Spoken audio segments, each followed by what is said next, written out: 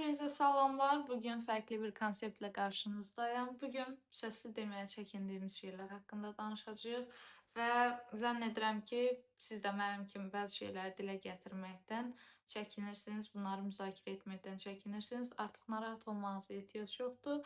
Bu tip videoları artıq hissə-hissə çəkməyə çalışacağam ki, bəzi dilə gətirə bilmədiyimiz şeyləri yavaş-yavaş müzakirə edək və gün işığına qovuşduraq. Sualları çətinlik dərəcəsinə görə sıralamışam. Yəni nə çətinlik dərəcəsinə görə, mənəvi olaraq biraz ağırlıq dərəcəsinə görə sıralamışam. O zaman başlayaq. Birinci sualımız: kimsə getməsin deyə özümüzü niyə qurban veririk? Ümumiyyətcə artıq mənim videolarımı izləmisinizsə, bilirsiniz ki, çox vaxt baxdığımız şey hər zaman ailə modelimiz olur. Ailəmizdə əgər çox-çox görürüksə ki, anamız ya da atamız bizə sevgi vermir və yaxud da bizdən sevgisini çəkir, bizə laqeyd yanaşır. Uşaqlıqda daim bir şeylər etməyə çalışmışıq ki, o diqqəti üstümüzdə görə bilək. Bu istəyir nadincliklə olsun, istəyir qışqırmaq, bağırmaq, hər nə olur olsun. Diqqəti üstümüzdə görmək üçün bəzən öz enerjimizdən qurban vermişik ki, sırf bizi görsünlər, qayğını itirməsinlər bizdən, hər şeyə nəzarət bizim əlimizdə olsun və s. və s. kimi. Və böyüdüyümüz zaman da artıq bir insanı sevəndə, bir insanla dostluq münasibəti quranda sırf o getməsin deyə nələrsə vermək istəyirik, nələrsə özümüzdən qurban vermək, nələrsə onun önünə sərmək istəyirik ki, tək ki sən getmə, tək ki sən mənim həyatımda qal, hər şey yaxşı olacaq, mən hər şeyi yoluna qoyacağam kimi şeylər edirik. Və bu da təbii ki, sağlam olmayan davranışdır. Çünki həqiqətən bir insanı saf qəlbdən sevirsinizsə, ortada saf bir sevgi varsa, rahatlıqla onun getməsinə icazə verə bilərsiniz. Çünki sevməklə bağlanmaq eyni şeylər deyil. Kiminsə getməsi üçün özünüzdən nəsə qurban verirsinizsə, siz o insanı saf qəlbdən sevmirsiniz. Yəni çox üzr istəyirəm bunu dediyim üçün, amma burada saf sevgidən söhbət gedə bilməz. Sadəcə burada bağlılıqdan söhbət gedə bilər ki, o insana bir nöqtədə bağlısınız. Amma həmişə diqqətli olun.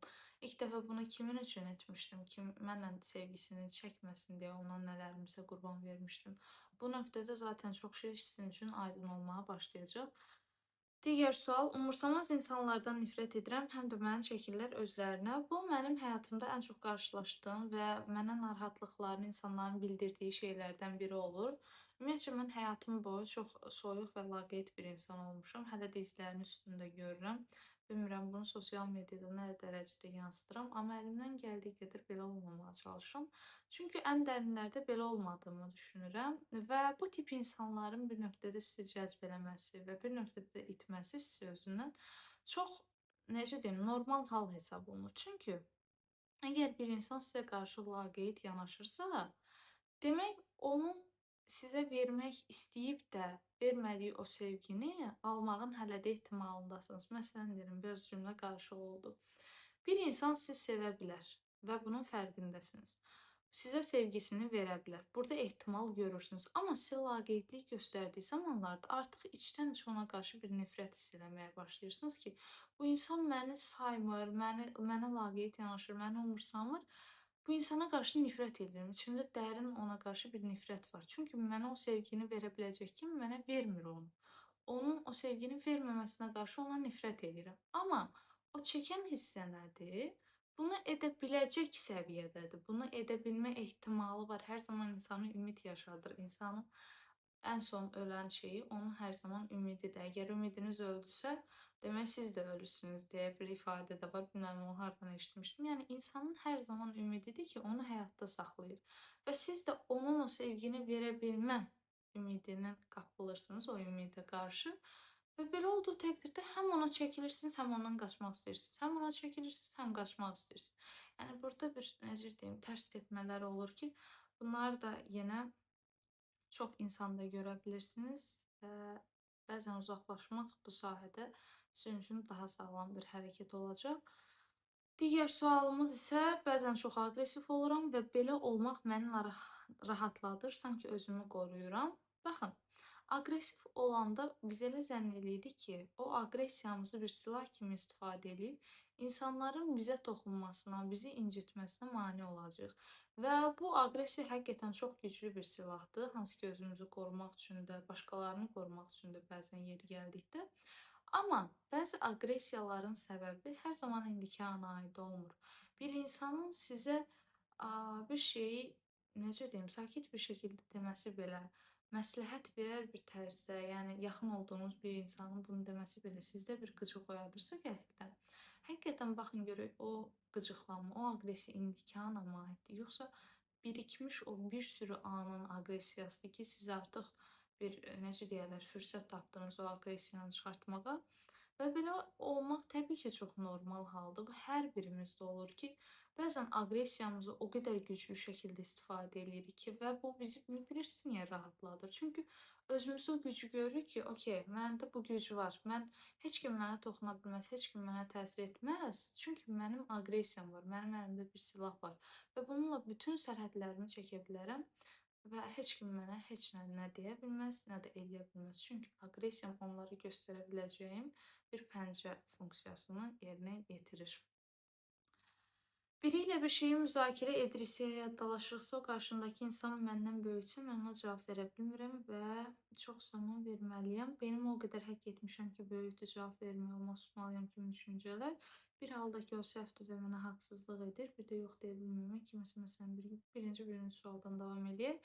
Bir müzakirədə biri böyükdür deyə ona cavab verməmək və hər hörmətsizliyi özünə qəbul etmək və sığışdırmaq belə desək.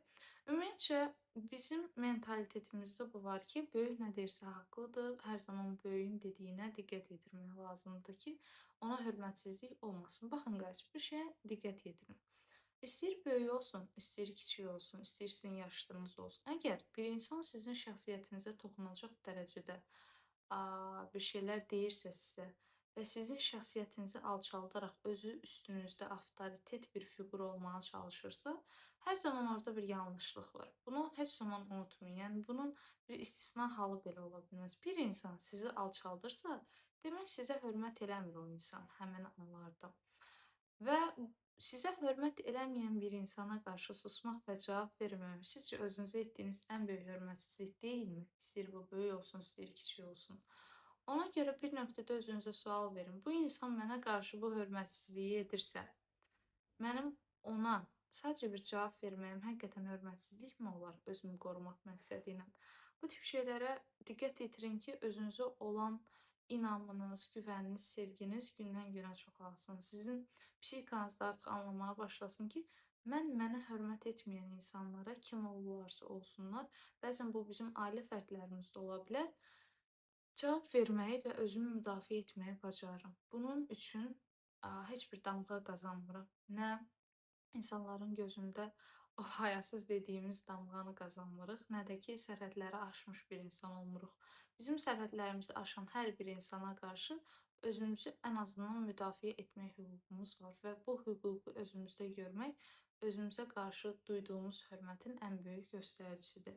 Digər bir məsələ isə yox deyə bilməmək ki, məsələn, bugünlük bir işim var, amma kimsə deyirsə ki, gəl mənlə gedək ora-bura bu işi eləməyə, mən öz işimi atıb ona qaçıram, yox, gələ bilmirəm, məşğulam deməyi bacarmıram.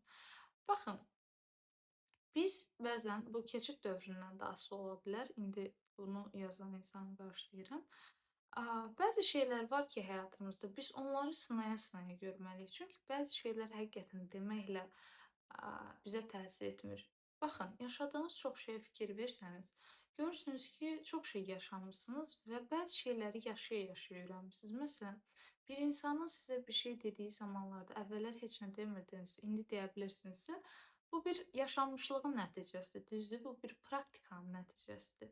Və siz də zamanla görməyə başlayanda ki, mən yox deyə bilmədikcə öz sərhədlərimə aşılmasına icazə verirəm və öz həyatıma başqasının müdaxilə etməsinə icazə verirəm, inanın bunu zamanla yığışdıracaqsınız özünüzdə.